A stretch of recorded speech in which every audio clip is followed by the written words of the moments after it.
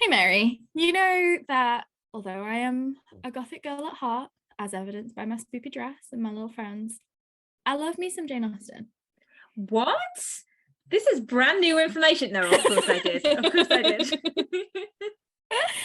I love Jane Austen, and the reason I got into the gothic was Jane Austen through Northanger Abbey. And She is, as you could say, a gateway author.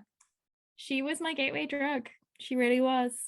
Yeah. Now, as you may or may not know, I am starting a new biblioventure with our good friends at the Rosenbach Museum. This sounds amazing. Thank you. Yeah. Now, as much as I'm sad to not be, with you as my little co-partner, we also, we have the Gold Guide Association, which if you've not watched it, go watch it now.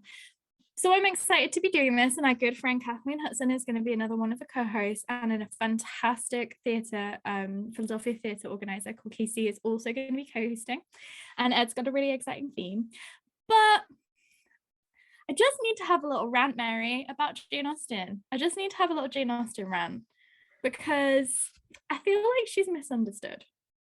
She's very misunderstood. I agree with you. And I feel like that's a weird thing to say about one of the world's most famous and popular authors. But this has been bothering me, and I want to say my Jane Austen piece for Jane Austen Mondays, because Austen Mondays is going to be a super cool show. We're going to do lots of cool segments, but it is a departure from what we were doing before with Sundays, and that was very gothic. And I guess really I just want to be like, Jane Austen is not prim and proper, you guys. Well, I love your rants, and I also love, I'm all about the gothic. So go ahead, unleash, rant. This is a safe gothic space. Thank you.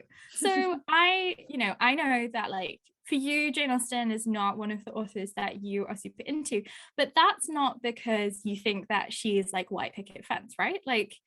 It's the same reason that I don't like Dickens. I have a favorite Jane Austen book because I've read loads of her works, and if anyone's asking, it's Persuasion, because Persuasion is the best book. And I won't, there's no arguments there. It's the best book. No, but it's so good. Even after I ruined it for you with my sad, did you know that the war starts again after the ending? Sorry, everybody. I can talk about that. Spoiler. It's set in 1814, sorry. But yeah, okay. So one of the things that I've been noticing, and this was more about the response to Persuasion. So weirdly, our announcing of Austen Mondays came at a very similar time to the second season of Bridgerton, and then the new Persuasion adaptation. The new Persuasion adaptation was not good, but there were reasons it wasn't good, and it's just because it was a bad movie. I've actually got a review of it coming out in the Jane Austen Regency World magazine, so you can read that. But what I will be reading that. Thank you. What I've been realizing is that in the Second World War, particularly, people like Rudyard Kipling perpetuated this myth of dear Aunt Jane, and this is kind of like a post-Victorian thing, that Jane Austen was seen as being a novelist who privileged manners and propriety, and a novelist who was a symbol of safe British nationalism that could be beloved during a period of war. It's full of crap. It's full of crap, Mary. And it makes me really mad because Jane Austen was a messy bitch. She was savage, she was witty. And this is the thing, we're going to be doing Pride and Prejudice for Austen Mondays. And I guess what I wanted to do and why I wanted to have this rant is because I want everyone that joined us for Sundays to be excited about Austen Mondays, but I also feel like it's my duty as a lifelong Austen fan, but also a scholar, to push back against those negative perceptions, because it's harmful. Austen is not this symbol of white British national superiority in any way. She was so critical. One of my favorite Austen letters is where she writes to her sister Cassandra. She's staying with her brother Edward, and she's like, hey, I missed breakfast because I got so drunk that I didn't wake up, and I'm in the library because it's dark and the light hurts my eyes. And our niece Fanny is mad at me because I flirted with all the young men and I embarrassed her. And as Jane. a woman now in Jane, as a woman now in my 30s, I'm like, yes, Jane, like, get it, girl. But you Jane live your Austen, best life, you know? live your best life, Jane. Yeah, you want to get drunk and flirt with all the boys. You do you, boo. You do you, babes. Like, Jane Austen ridiculed propriety and manners. Pride and Prejudice, here's the thing, Mary, it's not a love story. It's not a romance novel, and it is definitely not chick lit. Like, we have been sold this idea of Pride and Prejudice in particular, but Jane Austen, as unrealistic romance fantasy. Now, I'm not like dissing Jane Austen as romance, because Persuasion in particular is a beautiful love story. But Mr. Darcy literally walks into Elizabeth and is like, you are so hot. I hate everything about you, but you're so hot. Please marry me, because it's 1813 and we can't have sex before marriage and I'm a gentleman. That's his first proposal. When I went to the Jane Austen Centre, people used to put, that was on mugs. His first proposal is like sold as merchandise. It's like this romantic gesture. It's literally horny, like Tinder messaging. It's a lustful message. It's about lust and sexual desire, and it's fitting that into kind of cultural norms, because like you say, like you couldn't have sexual relations unless you were married, but like if you wanted to be intimate with somebody,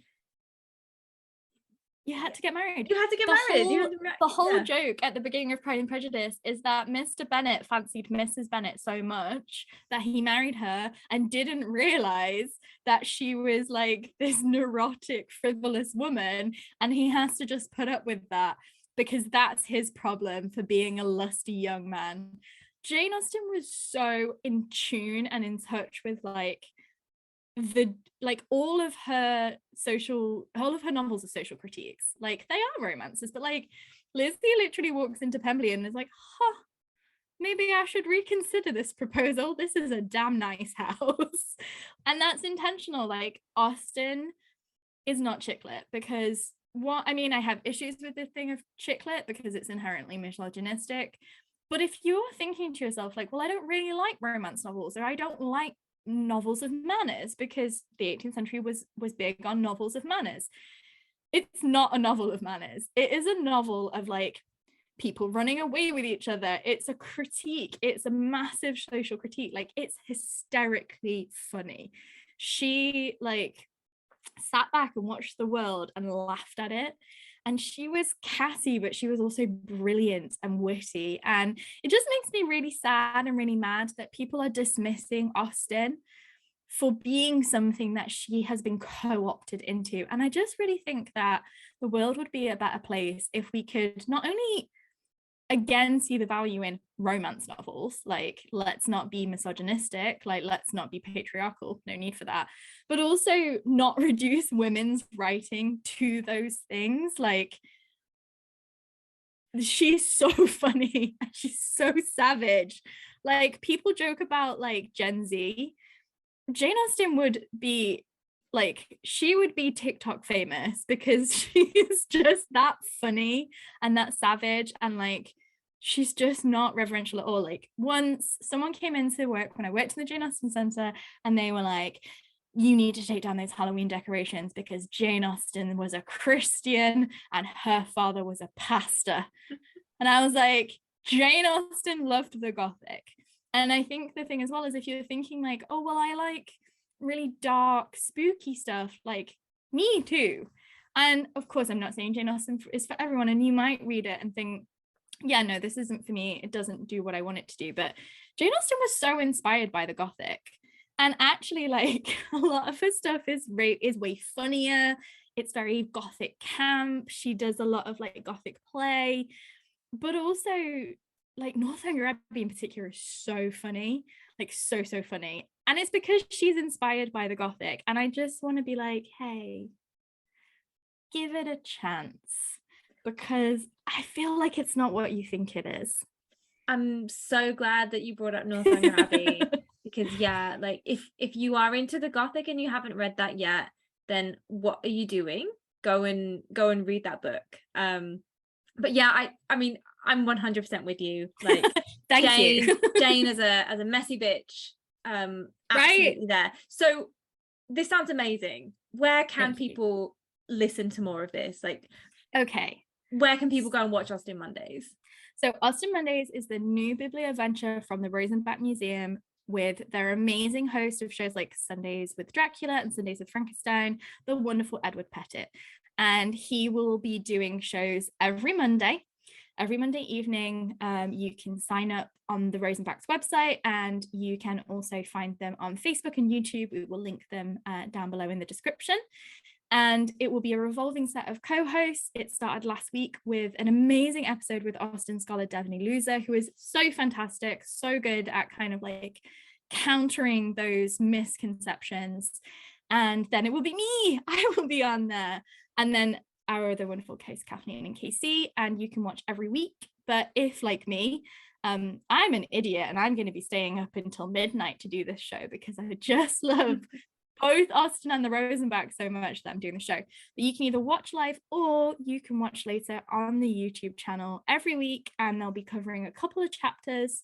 They'll be discussing, there's going to be special guests every week, and then there's going to be us co-hosts. It's going to be a really exciting show. And yeah, you can either watch it live or you can catch it at your leisure on the Rosenbach's YouTube channel. This sounds fabulous. I can't wait. Obviously, as you know, I'm someone who loves my sleep, so I'm going to be catching up on YouTube. But if you can watch it live, absolutely. If you're in Europe, don't watch it live. if you want to stay up late, or if you want to, if you're in America and you want to watch it live, absolutely go and do that. So this has been great. Thank you, Lauren. And like thank you for listening to me. I am always here for your rants. And like I love ranting to you. all the links will be in the description below. So very, very excited for this series. I hope you guys join us for Austen Mondays to hear me say more problematic things about Jane Austen. Maybe I'll talk a little bit about my past life as a renegade Jane Austen scholar, but you'll have to tune in to find out. So in the meantime, read Jane Austen and stay safe and stay spooky, guys. Stay safe and stay spooky.